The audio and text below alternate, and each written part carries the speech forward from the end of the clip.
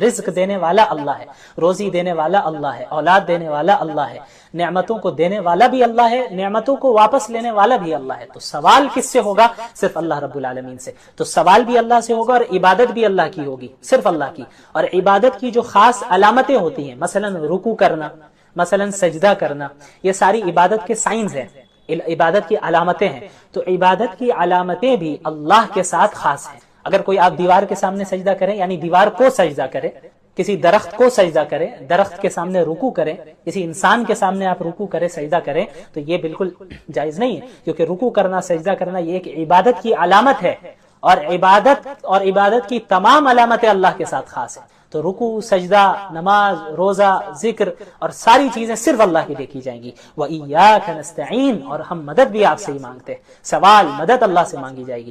براہ راست اللہ سے مانگنا ہمیں سیکھنا ہوگا۔ چھوٹی چیزوں کو بھی اللہ سے مانگیے۔ آپ اللہ سے بات کیجئے، جس طرح آپ بات کرتے ہیں، اپنے آپ سے بھی بعض لوگ بات کرتے ہیں، تو اپنے آپ سے بات کرنے کے بجائے اللہ سے بات کیجئے۔ یہ آپ ذہن میں رکھیے، اللہ موجود ہے، اللہ دیکھ رہا ہے، اللہ مجھ سے قریب ہے۔ اللہ نے فرمایا وَإِذَا سَأَلَكَ عِبَادِي عَنِّي فَإِنِّي قَرِيبٌ، دوسرے پارے کی آیت ہے، اس کی تشریح انشاءاللہ کل کروں گا، میں ایک نکتہ بتاؤں گا اللہ نے چاہا تو، کہ جب میرے بندے آپ سے میرے بارے میں پوچھیں تو آپ بتا دیں کہ ہم ان سے قریب ہیں۔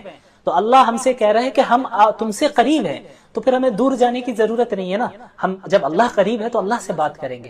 سارے انسان دور ہیں، ساری مخلوقات دھوکہ دیتی ہیں، ساری مخلوقات ایسی ہیں جو آپ کا ساتھ چھوڑ دینے والی ہیں، لیکن اللہ کی ذات ایک ایسی واحد ذات ہے جو ہر وقت آپ کا ساتھ دینے والی ہے۔ اللہ کی ذات ایک ایسی ذات ہے جو آپ کو ایمان کی طرف بلا رہی ہے، جنت کی طرف بلا رہی ہے۔ دنیا اور دنیا داری تو دوزخ کی طرف بلاتی، تو ہمیں اللہ کی طرف جانا ہے، اللہ سے مانگنا ہے۔ تو دعا بھی اللہ سے، سوال بھی اللہ سے۔ اس کے علاوہ صراط الذین انعمت علیہم، اس میں ان لوگوں کا ذکر ہے کہ جن کے ساتھ ہمیں شریک ہونا ہے، ہمیں کن لوگوں کو فالو کرنا ہے اور کنہیں فالو نہیں کرنا ہے، سورہ فاتحہ میں ہی بتا دیا گیا، خلاصہ بریفلی۔ تفصیل تو پورا قرآن میں موجود ہے۔ فالو کرنا ہے ہمیں صراط الذین انعمت علیہم، ان لوگوں کا راستہ فالو کرنا ہے جن پر اللہ نے انعام کیا۔ اب وہ کون سے لوگ ہیں؟ اسے دوسری جگہ اللہ نے فرمایا النبیین والصدیقین والشہداء والصالحین، کہ نبی ہیں، انبیاء کو فالو کرنا ہے، پروفٹس کو فالو کرنا ہے، جو معصوم ہوتے ہیں، گناہ ان سے ہو نہیں سکتے، وہ انبیاء علیہ الصلوۃ والسلام انہیں فالو کرنا ہے۔ والصدیقین، اور صدیقین کو فالو کرنا ہے، اور صحابہ کرام کو فالو کرنا ہے۔ والشہداء، اور جو شہید ہو گئے اللہ کے راستے میں ایمان اور اعمال صالحہ کے ساتھ اللہ کے لیے لڑتے ہوئے شہید ہوئے، ان شہداء کو فالو کرنا ہے۔ والصالحین، اور نیک لوگوں کو فالو کرنا ہے، اچھے لوگوں کو فالو کرنا ہے، سلف صالحین کو فالو کرنا ہے، کہ ان حضرات وہ حضرات ہیں جو کتاب و سنت کے مطابق عمل کرتے ہیں۔ ہم انہی حضرات کے راستے کی طرف ہدایت کی دعا اللہ سے ہر نماز میں مانگتے ہیں، صراط الذین انعمت علیہم۔ اور کن لوگوں کے ساتھ نہیں ہونا ہے؟ غیر المغضوب علیہم ولا الضالین، ان لوگوں کا راستہ نہ دکھائیے یا اللہ، ہمیں ان لوگوں کو فالو نہیں کرنا ہے جو مغضوب ہے، مغضوب علیہم۔ مغضوب علیہم کا کیا مطلب ہوتا ہے؟ جن پر اللہ کا غضب نازل ہوا، جن پر اللہ کا غصہ نازل ہوا۔ یہ کون لوگ ہیں؟ مفسرین نے بتایا کہ یہود ہیں۔ تو یہود کیسے ہو گئے مغضوب علیہم؟ ان کے پاس علم موجود تھا، تورات کا علم تھا، تورات میں مذکور تھا کہ محمد رسول اللہ صلی اللہ علیہ وسلم آخری نبی آئیں گے، لیکن انہوں نے ریجیکٹ کر دیا، علم ہونے کے بعد بھی عمل نہیں کیا۔ تو جو لوگ علم ہونے کے باوجود اللہ کی نافرمانی کرتے ہیں، عمل نہیں کرتے، وہ مغضوب علیہم ہیں، ان پر اللہ کا غضب نازل ہوتا ہے۔ تو ہم سب پناہ چاہتے ہیں ایسے افراد میں ہم داخل نہ ہو، اور ولا الضالین، اور نہ ہی ہم ضالین میں ہونا چاہتے ہیں۔ ضالین کون ہے؟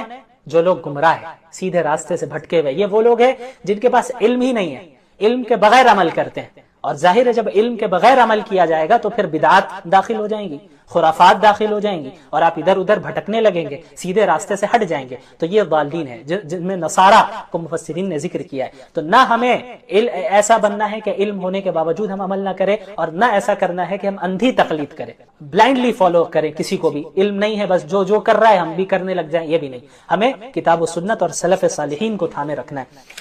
بہرحال سورۃ الفاتحہ یہ بہت اہم سورت ہے، اس کا خلاصہ مختصر میں نے بتا دیا۔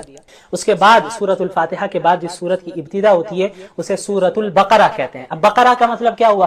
ہم نے سب سنا ہے سورۃ البقرہ، سورۃ البقرہ۔ بقرہ کا مطلب کیا ہوتا ہے؟ دیکھیں، بقرہ گائے کو کہتے ہیں، بقرہ گائے کو کہتے ہیں۔ تو اس سورت کو گائے کی سورت کیوں کہا جاتا ہے، گائے والی سورت کیوں کہا جاتا ہے؟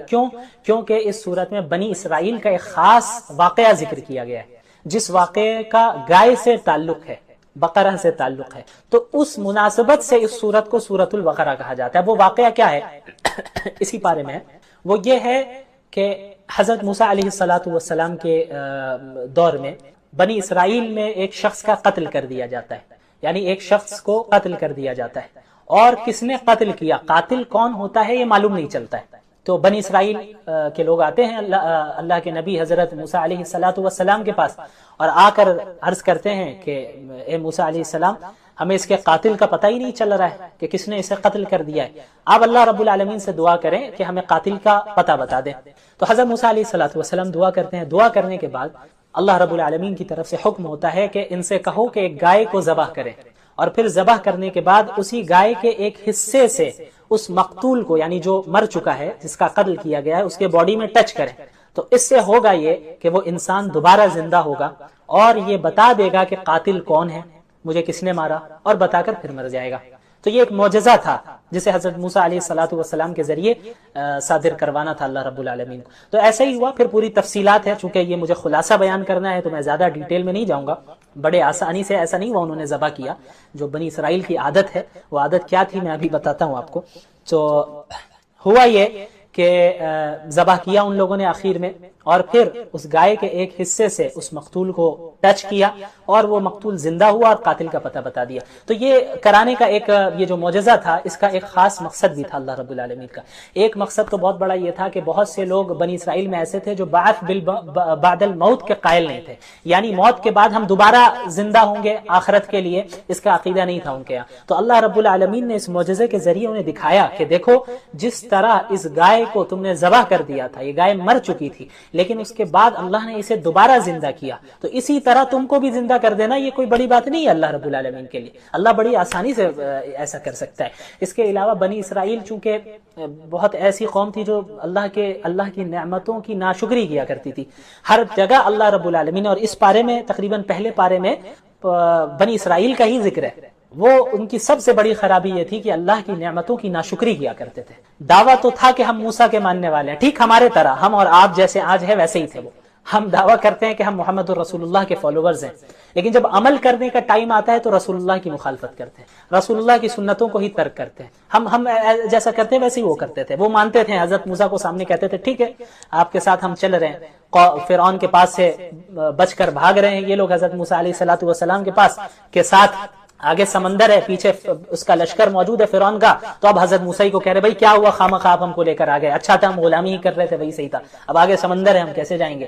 تو جب اپنا مطلب انہیں نظر آتا تو حضرت موسیٰ کی اتباع کرتے، لیکن جہاں اب تھوڑی سی فراخی آ جاتی اور دیکھتے ہیں کہ بھائی اب تو مسئلہ نہیں ہے تو حضرت موسیٰ کی ہی نافرمانی کرنے لگ جاتے تھے۔ اللہ تعالیٰ نے ان پر کتنی نعمتیں کی، فرعون سے بچایا، سمندر کو پھاڑ کر بیچ سے راستہ نکالا، آسمان سے من اور سلوہ نازل کیا، طرح طرح کی چیزیں نعمتیں ان کو دی، لیکن بار بار گمراہی میں جاتے ہیں، اپنی مرضی سے جاتے۔ یہی ہوا کہ جب حضرت موسیٰ علیہ السلام حضرت فرعون کے پاس، حضرت فرعون نہیں، وہ فرعون کے پاس سے جو ہے بچ کر نکل آئے، اللہ نے انہیں نجات دے دی، تو ہوا یہ کہ بنی اسرائیل ایک قوم کے پاس سے گزرنے کے بعد وہ قوم ایسی تھی جو ایک بتوں کی عبادت کرتی تھی، تو انہیں دیکھ کر مزہ آیا کہ ارے موسیٰ علیہ السلام یہ قوم تو جو ہے عبادت کر رہی ہے بتوں کی، تو آپ بھی ایک خدا بنا کے دیجئے نا، آپ بھی ایک بت ہمیں بنا کر دیجئے جس کی ہم عبادت کریں۔ تو حضرت موسیٰ بھی پریشان، یار یہ کیسی جاہل قوم ہے کہ جن کو ہم نے اللہ کے پاس سے بچایا، اللہ رب العالمین کے فضل سے اللہ رب العالمین نے انہیں بچایا، ظلم سے بچایا، فرعون کے ظلم سے بچایا، نجات دے دی توحید کی دعوت کی بنیاد پہ، توحید کے قائل ہونے کی بنیاد پہ، اور اس نے جو ہے بتوں کو دیکھ لیا اور پھر کہہ رہی ہے کہ یہ قوم کے اب بت ہمیں بھی بنا کر دے دیں۔ تو حضرت یہ آیت ہے اجعل لنا الہا کما لہم آلہہ۔ بہرحال تو ہوا یہ کہ حضرت موسیٰ علیہ السلام کو اللہ رب العالمین نے تورات دینے کے لیے کوہ طور پر بلایا تھا 40 راتوں کے لیے، اس کی تفصیل گزرے گی جب میں انشاءاللہ بتاؤں گا۔ تو ان دنوں میں ہوا یہ کہ یہ جو قوم تھی بنی اسرائیل، حضرت موسیٰ چونکہ موجود نہیں تھے وہاں پہ، تو انہوں نے کیا کیا کہ انہوں نے ایک بچڑا بنا لیا، یعنی ایک بچڑے کو معبود بنا لیا اپنا، ایک پتلا تھا بچڑے کا، اس کی عبادت کرنے لگ گئے۔ تو ان کے اندر گائے کی عظمت، تقدس کہیں نہ کہیں ان کے دل میں چھپی ہوئی تھی، تو اللہ رب العالمین نے مقتول کے قاتل کو پتہ لگوانے کے لیے گائے کو ذبح کرنے کا حکم جو دیا، اس میں جہاں بہت ساری حکمتیں تھیں، ان میں ایک یہ بھی حکمت تھی کہ جس کی عظمت، تقدس جس کا ان کے اندر بیٹھ چکا ہے، جنہیں وہ خدا سے ملاتے ہیں، تو انہیں احساس ہو کہ جب وہ ذبح کر رہے ہیں تو یہ خدا یہ چیز خدا یا یہ جانور خدا نہیں ہو سکتا، اللہ رب العالمین ہی ایک واحد ذات ہے، واحد خدا ہے۔ اور بھی کئی حکمتیں علماء نے بیان کی۔ تو اسی مناسبت سے اس سورت کو کیا کہا جاتا ہے؟ سورۃ البقرہ۔ اچھا، ابتدا ہوتی ہے اس سورت کی الف لام میم سے۔ الف لام میم کی حروف مقطعات میں سے ہے۔ حروف مقطعات کسے کہتے ہیں؟ آپ نے قرآن کی بہت سی سورتوں میں دیکھا ہوگا الف لام میم، الف لام را، حامیم، نون، قاف، کاف، ہا یا عین صاد، یہ سارے آپ نے پڑھے ہوں گے حروف کو۔ تو ان حروف کو حروف مقطعات کہتے ہیں۔ مقطعات کا مطلب کیا ہوتا ہے؟ جو الگ الگ ہو، الگ الگ۔ تو الف لام میم یہ الگ الگ حرف ہیں، کاف، ہا یا عین صاد الگ الگ حرف ہے، اس وجہ سے انہیں حروف مقطعات کہتے ہیں۔ اچھا، اس کی میننگ کیا ہے؟ یہ اس کا جو صحیح علم ہے وہ صرف اللہ رب العالمین کے پاس ہے، صرف اللہ رب العالمین کے پاس ہے۔ لیکن اس کو اللہ نے ذکر کیا کیوں؟ اس کے پیچھے بہت سی حکمتیں علماء کرام نے بیان کی ہے، جن میں سے ایک بہت بڑی حکمت یہ بھی ہے، میننگ نہیں حکمت، میننگ تو اللہ کو معلوم ہے، حکمت ایک بہت بڑی یہ بھی ہے کہ چونکہ قرآن نے چیلنج دیا کفار کو کہ اگر آپ اللہ کے نبی کو سچا نبی نہیں مان رہے اور آپ اس کلام کو کلام اللہ نہیں مان رہے تو آپ اس جیسی کتاب لا کر دکھائیے۔ جب آپ اس کتاب کا انکار کر رہے ہیں اور کہہ رہے ہیں کہ یہ محمد کا اپنا کلام ہے، الیاذ باللہ، محمد رسول اللہ صلی اللہ علیہ وسلم کا اپنا کلام ہے، آپ کا یہ دعویٰ ہے، تو آپ اس جیسا کلام لا کر دکھائیے، ایک سورت اس جیسا لا کر دکھائیے آپ۔ تو الف لام میم، کاف، ہا یا عین صاد، ان حروف مقطعات کے ذریعے ایک حکمت اس کے پیچھے یہ بھی ہے کہ اللہ رب العالمین نے یہ بھی پیغام دیا کہ دیکھو یہ وہی حروف ہیں، الف سے لے کے یا تک وہی حروف ہے، الف لام میم، کاف، ہا یا عین صاد، یہ الفابیٹس میں سے ہی ہے، عربک الفابیٹس میں سے ہی ہے، یہ وہی حروف ہیں جن کو استعمال کر کے تم بھی بات کرتے ہو، جن کو استعمال کر کے تم بھی اپنا کلام بناتے ہو۔ تو قرآن کریم بھی انہی حروف میں، کوئی الگ سے حروف استعمال نہیں کیے گئے، یہی الف سے لے کے یا تک کو استعمال کیا گیا۔ انہی حروف کا استعمال کرنے کے باوجود قرآن کریم فصاحت اور بلاغت میں اور اپنے کلام کے اعتبار سے، اپنے معنی کے اعتبار سے اتنے بلند مقام پر ہے کہ اس جیسا کلام کوئی پیش نہیں کر سکتا۔ تو تم بھی تو انہی حروف کو استعمال کرتے ہو نا۔ اگر تم کہتے ہو کہ یہ قرآن اللہ کا کلام نہیں ہے تو اس جیسی صورت استعمال کر کے بنا کر لاؤ انہی حروف کو استعمال کر کے۔ تو یہ بھی ایک بہت بڑی حکمت ہے ان حروف مقطعات کی۔ بہرحال سورۃ البقرہ کی ابتدا ہوتی ہے تو شروع میں انسانوں کی 3 قسمیں بیان کی گئی۔ پہلی قسم انسانوں کی ہے مومنین کی، 3 گروہ ہے، 3 گروپس ہے، ان کا ذکر ہے۔ پہلا گروہ ہے مومنین کا، پہلا گروہ ہے مومنین کا، اور دوسرا گروہ ہے کافرین کا، اور تیسرا گروہ ہے منافقین کا۔ تو پہلے مومنین کا ذکر ہوتا ہے، پھر کفار کا ذکر ہوتا ہے، پھر منافقین کا۔ مومنین کی خاص صفات کو گنایا اللہ نے، الذین یؤمنون بالغیب، مومنین وہ ہیں، متقین وہ ہیں جو غیب پر ایمان لاتے ہیں۔ غیب پر ایمان لانے کا کیا مطلب؟ غیب کسے کہتے ہیں؟ غیب ہر اس چیز کو کہتے ہیں جو آپ اپنے سینس آرگنز کے ذریعے اور اپنی عقل، محض عقل کے ذریعے اس چیز کا نالج حاصل نہیں کر سکتے۔ مثلا آخرت، مثلا جنت، مثلا جہنم، یہ ساری ایسی چیزیں ہیں، یا زندگی کے بعد، موت کے بعد دوبارہ زندگی، یہ ساری ایسی چیزیں ہیں جو غیب ہیں، غیب کی چیز ہے، جنہیں ہم اپنے سینس آرگنز کے ذریعے تو نہیں چھو سکتے، دیکھ سکتے کہ بھئی یہاں جنت دکھ رہی ہو مجھے۔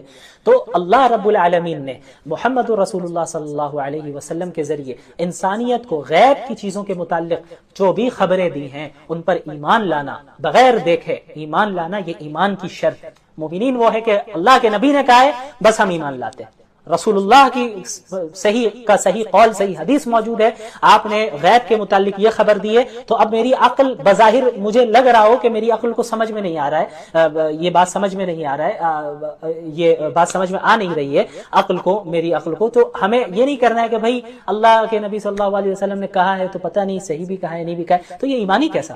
یعنی ایمان تو یہ تھا کہ آپ نے محمد رسول اللہ صلی اللہ علیہ وسلم کو سچا نبی تسلیم کیا، تو رسول اللہ صلی اللہ علیہ وسلم کو جب سچا نبی آپ نے تسلیم کر لیا ہے تو ہر چیز پر ایمان لانا ہے۔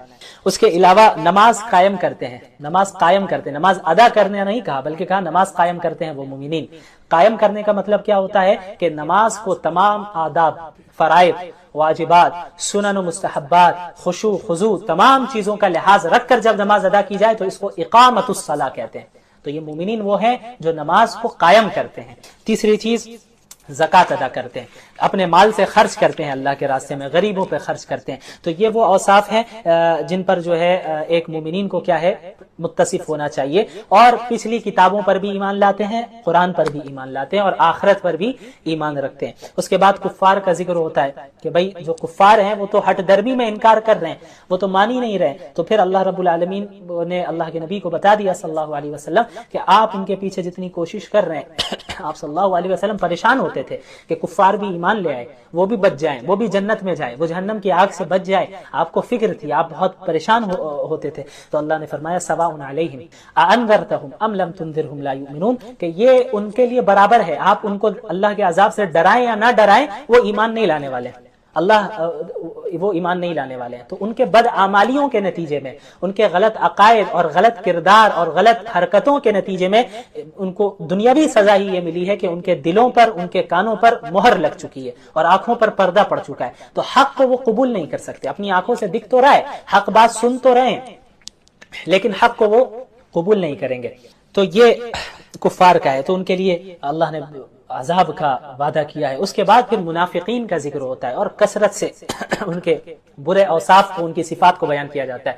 منافق کسے کہتے ہیں؟ منافق وہ شخص ہوتا ہے جو اپنے دل میں کفر کو چھپا رہا ہو، اندر سے ہے کافر، اندر سے اللہ اور اس کے رسول پر ایمان نہیں رکھتا، اندر سے مسلمان نہیں ہے، لیکن مسلمانوں کے سامنے وہ مسلمان بنتا ہے کہ بھائی ہم بھی مسلمان ہیں، ہم بھی اللہ کو مانتے ہیں، اللہ کے رسول کو مانتے ہیں، سازش کرنے کی بنیاد پہ، تاکہ سازش کرے اور مسلمانوں کے سامنے اپنا بنے اور پھر کفار کے سامنے پیچھے جا کر سازش کرے۔ تو ان کے برے اعمال کا اور ان کے بری حرکتوں اور بری صفات کا ذکر کیا گیا۔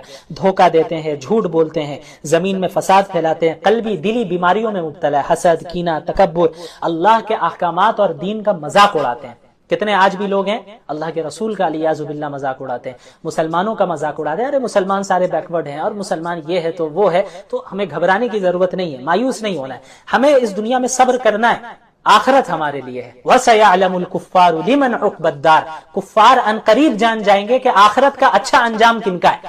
دنیا میں تو مذاق اڑاتے آئے مسلمانوں کا، لیکن اب جب موت آئے گی تو سمجھ میں آ جائے گا کہ مومنین حق پر تھے اور ان کو اچھا انجام ان کا ہونے والا ہے یا ان کفار کا ہونے والا ہے۔ بہرحال مذاق اڑایا کرتے ہیں، تمسخر کرتے ہیں اور اللہ کے احکامات کو بھی اس کی تردید کرتے ہیں۔ اس کے بعد اس صورت میں، اس پارے میں حضرت آدم علیہ السلام کی تخلیق کا ذکر ہے۔ اب مختصر سا میں ذکر کروں گا، انشاءاللہ اب اس کو ختم کرنا ہے۔ حضرت آدم کی تخلیق کا بھی ذکر ہے کہ حضرت آدم کو اللہ رب العالمین نے بنایا اس زمین میں خلافت کے لیے، اپنا خلیفہ بنایا۔ وَإِذْ قَالَ رَبُّكَ لِلْمَلَائِكَةِ إِنِّي جَاعِلٌ فِي الْأَرْضِ خلیفہ۔ خلیفہ کا کام کیا ہے کہ اس دنیا میں اللہ رب العالمین کے احکامات کو وہ نافذ کرے، اللہ رب العالمین کے احکامات کے مطابق لوگوں کو بتائے کہ اللہ کے احکامات کیا ہیں، ان پر عمل کرے اور اسے زمین میں نافذ کرے۔ تو حضرت آدم کو اللہ تعالیٰ نے پیدا کیا، اور جو مشہور واقعہ ہے سب جانتے ہیں کہ حضرت آدم اور حوا علیہ السلام کو کس طرح جنت میں روکا گیا اور پھر شیطان نے کس طرح انہیں لغزش دی، پھر وہاں جنت سے نکالا گیا اور پھر اس دنیا میں بھیجا گیا۔ تو یہ جو ہے آپ حضرات اس واقعے سے اچھی طرح واقف ہی ہوں گے، بہت مشہور واقعہ ہے، اس لیے میں بہت زیادہ ڈیٹیل میں اس میں فکر کریں، تدبر کریں۔ تو یہ ہدایت کی کتاب ہے نا، نصیحت حاصل کرنے کی کتاب ہے، تو جب ہم سمجھیں گے ہی نہیں کہ قرآن میں کیا کہا گیا ہے تو ہم ہدایت کیسے حاصل کر سکتے ہیں؟ پانچویں چیز ہے قرآن پر عمل کرنا۔ دیکھیں اسلام میں علم کے ساتھ عمل کی بڑی اہمیت ہے۔ صرف علم بلا عمل ہو تو پھر ایسے علم کا کوئی فائدہ نہیں بلکہ نقصان ہے، وبال ہے۔ تو بلا علم کے عمل بھی درست نہیں اور بلا عمل کے علم بھی درست نہیں، بلکہ علم بالعمل ہونا چاہیے کہ علم بھی ہو اور عمل بھی ہو۔ لہٰذا قرآن کریم میں ہم جو پڑھیں گے، سمجھیں گے، یا جو خلاصہ اس لائیو سیشنز کے ذریعے آپ لوگوں کے سامنے پیش کیا جائے گا، ظاہر ہے پورے قرآن کی تفسیر نہیں آ سکتی، لیکن بس ایک خلاصہ پیش کرنے کی کوشش کریں گے، اس کو بھی سمجھنا ہے اور اس پر عمل کرنا ہے، پریکٹس کرنا ہے، یہ بہت ضروری ہے۔ چھٹی چیز ہے کہ قرآن کریم کی تبلیغ کرنا۔ دیکھیں یہ امت جو ہے، امت محمدیہ صلی اللہ علیہ وسلم، یہ امت دعوت ہے، یہ امت دعوت ہے، یہ امت بھیجی گئی ہے تمام انسانیت کے لیے، صرف اپنے لیے نہیں۔ آپ صرف اپنے لیے قرآن پڑھ کے سمجھ لیں، عمل کر لیں، یہ کافی نہیں ہے، بلکہ اسے پڑھنا ہے، سمجھنا ہے، ایمان لانا ہے، عمل کرنا ہے، پھر تبلیغ بھی کرنی ہے، دوسروں تک پہنچانا ہے، تمام انسانیت تک پہنچانا ہے اس قرآن کریم کے پیغام کو، کیونکہ یہ ہدی للناس ہے، تمام انسانیت کے لیے ہدایت نامہ ہے۔ تو اب سب سے پہلے جو ویورز جڑے ہوئے ہیں، میں ان کو مبارکباد دینا چاہتا ہوں کہ یہ بھی جو آپ لائیو میں یہاں پر جڑے ہیں اور اس وقت اس قرآن کے خلاصہ کو سننے کے لیے اور قرآن کو سمجھنے کے لیے آپ دیکھ رہے ہیں اس وقت، یہ کوئی معمولی بات نہیں ہے، آپ اپنے سے نہیں آئے بلکہ اللہ نے آپ کو توفیق دی ہے۔ اللہ نے آپ کو اس بات کی توفیق دی ہے کہ آپ کچھ وقت نکالیں اپنے بزی شیڈیول سے تاکہ آپ اس کے کلام کو سمجھ سکیں، یہ بہت بڑی توفیق ہے۔ تو سب سے پہلے آپ حضرات کو مبارکباد دینا چاہتا ہوں کہ آپ رمضان کی پہلی رات میں اس مبارک کام میں آپ حصہ لے رہے ہیں، جزاکم اللہ خیرن۔ تو یہ جو 6 حقوق ہے قرآن کریم کے، تو ان پر ہمیں سب سے پہلے عمل بھی کرنا ہے قرآن کو سمجھتے ہوئے۔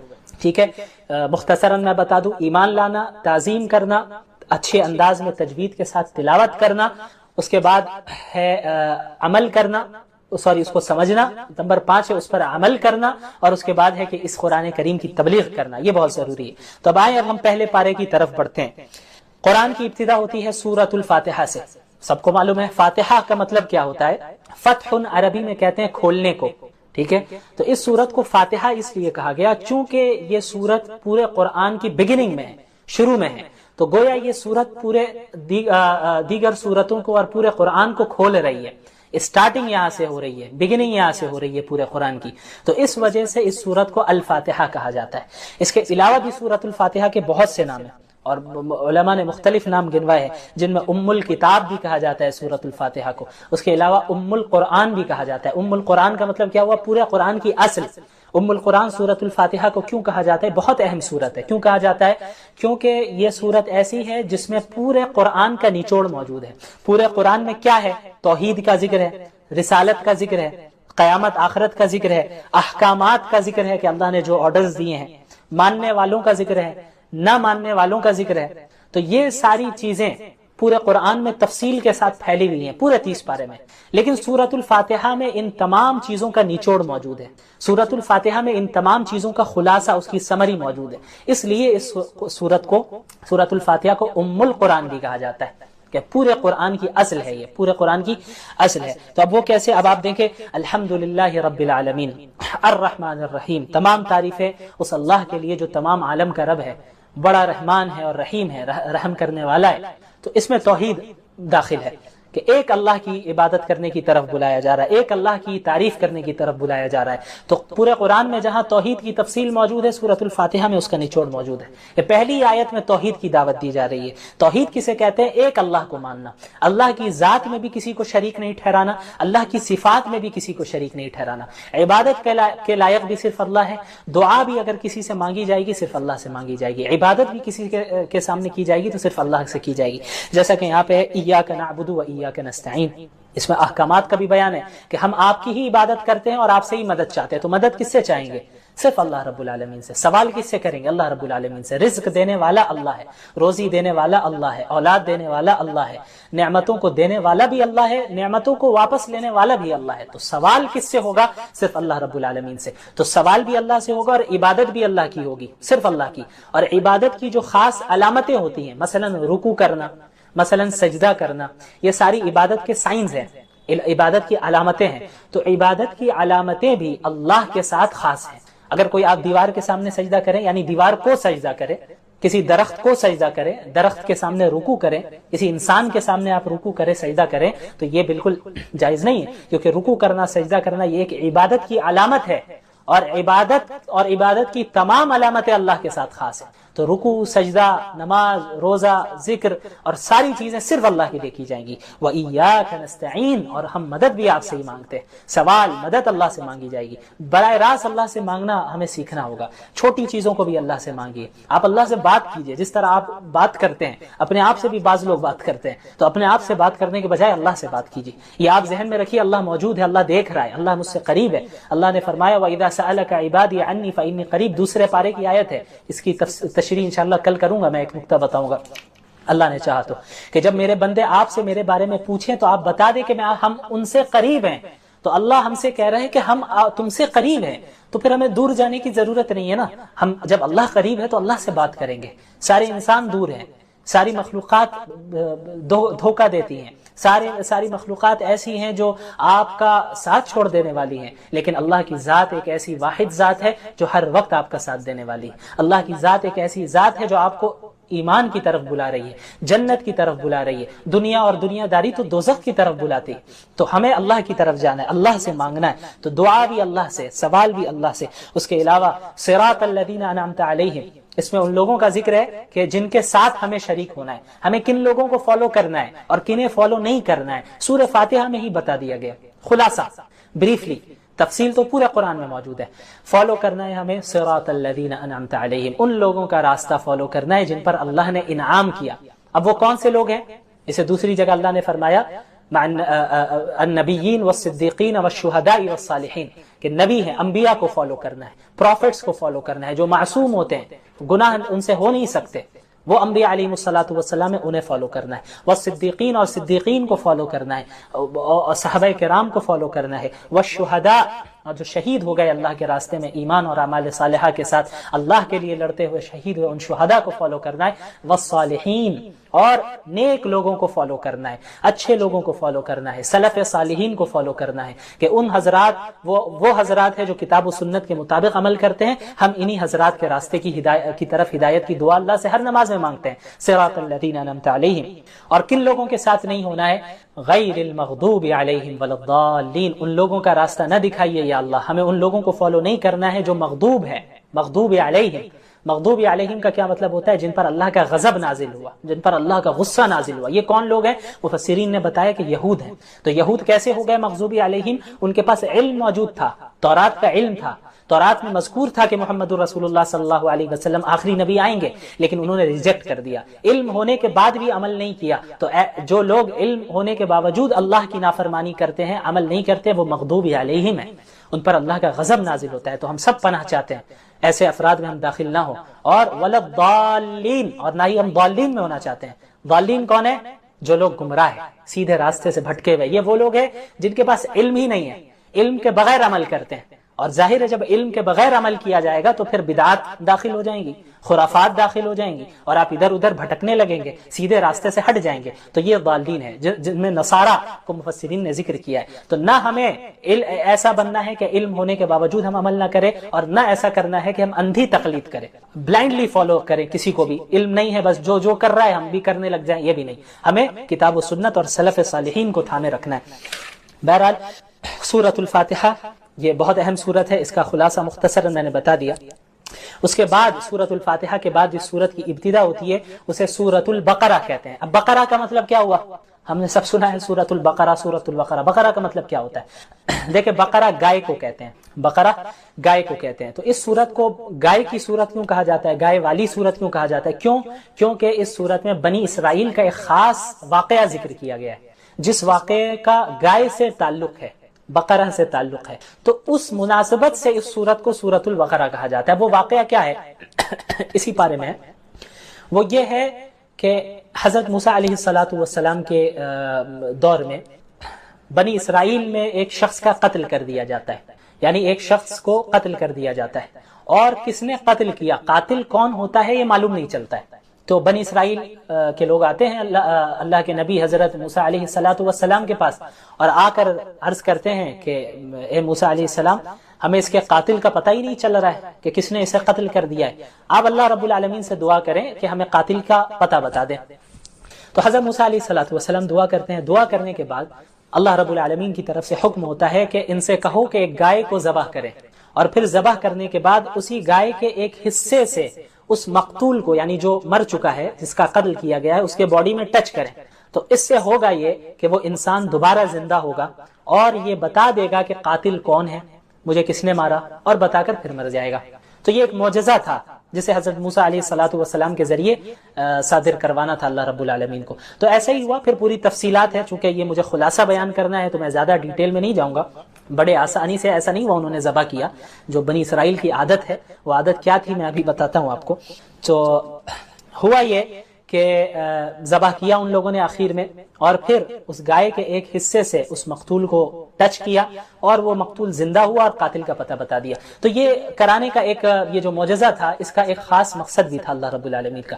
ایک مقصد تو بہت بڑا یہ تھا کہ بہت سے لوگ بنی اسرائیل میں ایسے تھے جو بعث بعد الموت کے قائل نہیں تھے، یعنی موت کے بعد ہم دوبارہ زندہ ہوں گے آخرت کے لیے، اس کا عقیدہ نہیں تھا ان کے یہاں۔ تو اللہ رب العالمین نے اس معجزے کے ذریعے انہیں دکھایا کہ دیکھو، جس طرح اس گائے کو تم نے ذبح کر دیا تھا، یہ گائے مر چکی تھی، لیکن اس کے بعد اللہ نے اسے دوبارہ زندہ کیا، تو اسی طرح تم کو بھی زندہ کر دینا یہ کوئی بڑی بات نہیں ہے اللہ رب العالمین کے لیے۔ اللہ بڑی آسانی سے ایسا کر سکتا ہے۔ اس کے علاوہ بنی اسرائیل چونکہ بہت ایسی قوم تھی جو اللہ کی نعمتوں کی ناشکری کیا کرتی تھی، ہر جگہ اللہ رب العالمین، اور اس پارے میں تقریباً پہلے پارے میں بنی اسرائیل کا ہی ذکر ہے۔ وہ ان کی سب سے بڑی خرابی یہ تھی کہ اللہ کی نعمتوں کی ناشکری کیا کرتے تھے۔ دعویٰ تو تھا کہ ہم موسیٰ کے ماننے والے ہیں، ٹھیک ہمارے طرح، ہم اور آپ جیسے آج ہے ویسے ہی تھے وہ، ہم دعویٰ کرتے ہیں کہ ہم محمد الرسول اللہ کے فالوورز ہیں، لیکن جب عمل کرنے کا ٹائم آتا ہے تو رسول اللہ کی مخالفت کرتے ہیں، رسول اللہ کی سنتوں کو ہی ترک کرتے ہیں۔ ہم جیسا کرتے ہیں ویسے ہی وہ کرتے تھے۔ وہ مانتے تھے، حضرت موسیٰ کو سامنے کہتے تھے ٹھیک ہے آپ کے ساتھ ہم چل رہے ہیں، فرعون کے پاس سے بچ کر بھاگ رہے ہیں یہ لوگ حضرت موسیٰ علیہ الصلوۃ والسلام کے ساتھ، آگے سمندر ہے، پیچھے اس کا لشکر موجود ہے فرعون کا، تو اب حضرت موسیٰ کو کہہ رہے بھائی کیا ہوا خواہ آپ ہم کو لے کر آ گئے، اچھا تھا ہم غلامی ہی کر رہے تھے وہی صحیح تھا، اب آگے سمندر ہے ہم کیسے جائیں گے۔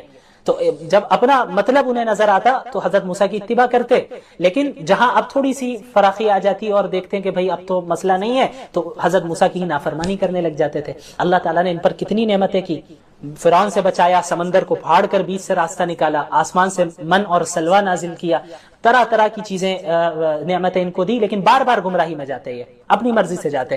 یہی ہوا کہ جب حضرت موسیٰ علیہ الصلوۃ والسلام حضرت فرعون نہیں وہ فرعون کے پاس سے جو ہے بچ کر نکل آئے، اللہ نے انہیں نجات دے دی، تو ہوا یہ کہ بنی اسرائیل ایک قوم کے پاس سے گزرنے کے بعد وہ قوم ایسی تھی جو ایک بتوں کی عبادت کرتی تھی، تو انہیں دیکھ کر مزہ آیا کہ ارے موسیٰ علیہ السلام یہ قوم تو جو ہے عبادت کر رہی ہے بتوں کی، تو آپ بھی ایک خدا بنا کے دیجئے نا، آپ بھی ایک بت ہمیں بنا کر دیجئے جس کی ہم عبادت کریں۔ تو حضرت موسیٰ بھی پریشانی، یار یہ کیسی جاہل قوم ہے کہ جن کو ہم نے اللہ کے پاس سے بچایا، اللہ رب العالمین کے فضل سے اللہ رب العالمین نے انہیں بچایا، ظلم سے بچایا، فرعون کے ظلم سے بچایا، نجات دے دی توحید کی دعوت کی بنیاد پہ، توحید کے قائل ہونے کی بنیاد پہ، اور اس نے جو ہے بتوں کو دیکھ لیا اور پھر کہہ رہی ہے کہ یہ قوم کے اب بت ہمیں بھی بنا کر دے دیں۔ تو حضرت یہ آیت ہے اجعل لنا الہا کما لہم آلہہ۔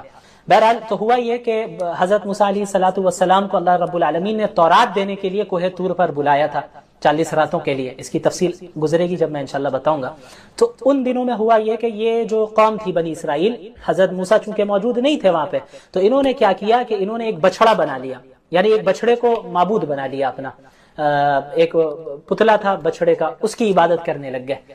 تو ان کے اندر گائے کی عظمت، تقدس کہیں نہ کہیں ان کے دل میں چھپی ہوئی تھی، تو اللہ رب العالمین نے مقتول کے قاتل کو پتہ لگوانے کے لیے گائے کو ذبح کرنے کا حکم جو دیا، اس میں جہاں بہت ساری حکمتیں تھیں، ان میں ایک یہ بھی حکمت تھی کہ جس کی عظمت، تقدس جس کا ان کے اندر بیٹھ چکا ہے، جنہیں وہ خدا سے ملاتے ہیں، تو انہیں احساس ہو کہ جب وہ ذبح کر رہے ہیں تو یہ خدا، یہ چیز خدا یا یہ جانور خدا نہیں ہو سکتا، اللہ رب العالمین ہی ایک واحد ذات ہے، واحد خدا ہے۔ اور بھی کئی حکمتیں علماء نے بیان کی۔ تو اسی مناسبت سے اس سورت کو کیا کہا جاتا ہے؟ سورۃ البقرہ۔ اچھا، ابتدا ہوتی ہے سورت کی الف لام میم سے۔ الف لام میم کی حروف مقطعات میں سے ہے۔ حروف مقطعات کسے کہتے ہیں؟ آپ نے قرآن کی بہت سی سورتوں میں دیکھا ہوگا، الف لام میم، الف لام را، ہا میم، نون، قاف، کاف، ہا یا عین صاد، یہ سارے آپ نے پڑھے ہوں گے حروف کو۔ تو ان حروف کو حروف مقطعات کہتے ہیں۔ مقطعات کا مطلب کیا ہوتا ہے؟ جو الگ الگ ہو، الگ الگ۔ تو الف لام میم یہ الگ الگ حرف ہیں، کاف، ہا یا عین صاد الگ الگ حرف ہے، اس وجہ سے انہیں حروف مقطعات کہتے ہیں۔ اچھا، اس کی میننگ کیا ہے؟ یہ اس کا جو صحیح علم ہے وہ صرف اللہ رب العالمین کے پاس ہے، صرف اللہ رب العالمین کے پاس ہے۔ لیکن اس کو اللہ نے ذکر کیا کیوں؟ اس کے پیچھے بہت سی حکمتیں علماء کرام نے بیان کی ہے، جن میں سے ایک بہت بڑی حکمت یہ بھی ہے، میننگ نہیں، حکمت، میننگ تو اللہ کو معلوم ہے، حکمت ایک بہت بڑی یہ بھی ہے کہ چونکہ قرآن نے چیلنج دیا کفار کو کہ اگر آپ اللہ کے نبی کو سچا نبی نہیں مان رہے اور آپ اس کلام کو کلام اللہ نہیں مان رہے تو آپ اس جیسی کتاب لا کر دکھائیے۔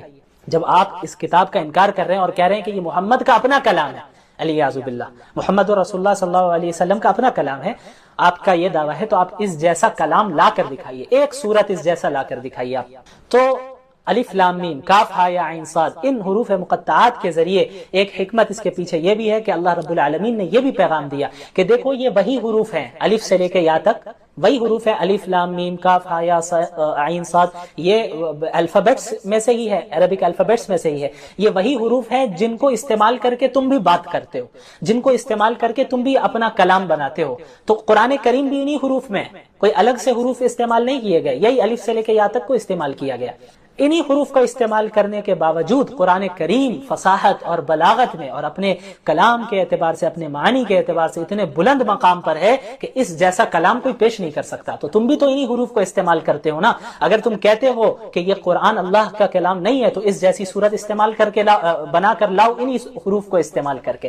تو یہ بھی ایک بہت بڑی حکمت ہے ان حروف مقطعات کی۔ بہرحال سورۃ البقرہ کی ابتدا ہوتی ہے تو شروع میں انسانوں کی 3 قسمیں بیان کی گئی.